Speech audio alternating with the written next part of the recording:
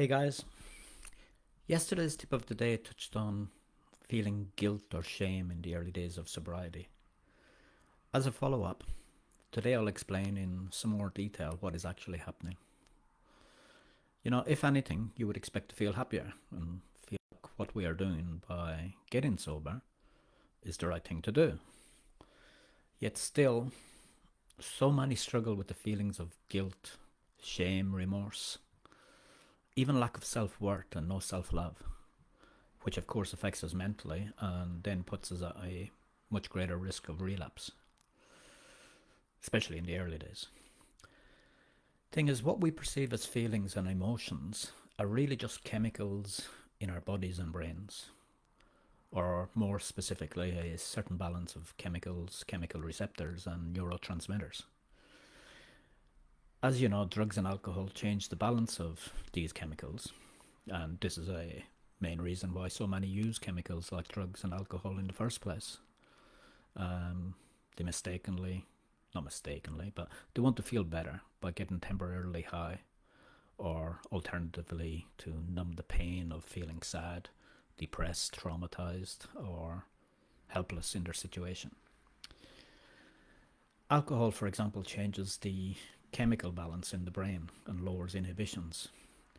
It tends to numb us to the negative feelings of guilt, shame, fear, etc., at least temporarily. But, our bodies are smart. For example, our autonomic nervous system needs to keep the balance of those positive and negative feelings, as well as the chemicals attributed to them. So, it plays this game. You try to get high, it brings you down. So, for example, after alcohol causes a swing in one direction, giving you that upper, the balance will swing the other way, and this is the autonomic nervous system's way of keeping you in what's called homeostasis, or that base safe state. But the problem being, when it swings the other way too much, it leads us to feeling increased guilt, shame, and fear when the alcohol wears off.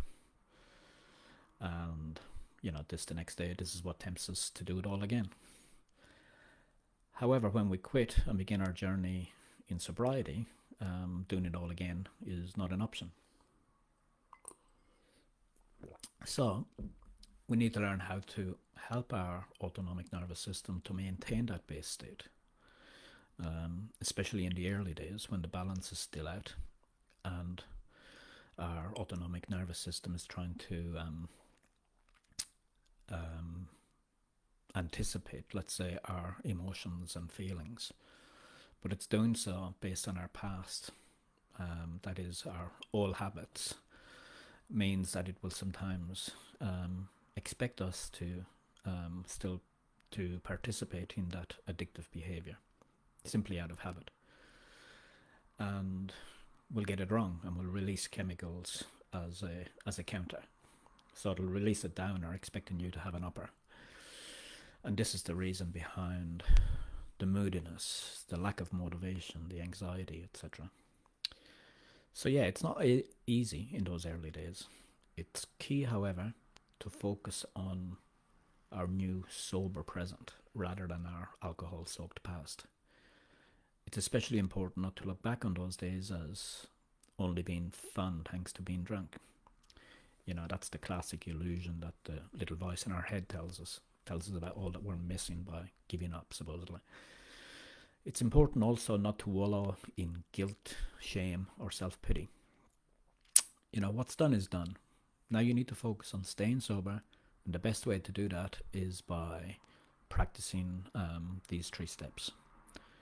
1 being the power of expectation, where we use what we know about the pain of addiction and the pleasure of being sober to drive us forward. This is a reversal, in fact, of what used to happen when drinking, using. The addiction used to make you believe that your crutch was the pleasure and your day-to-day was the pain. So in this technique, we use it against itself. Second step is transforming our lifestyles by getting our emotional needs met in a healthy manner this time.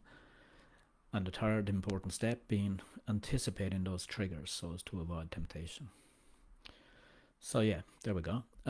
We teach all these steps in the Inner Focus to Recover program, by the way, so reach out anytime. Cheers guys, till the next one.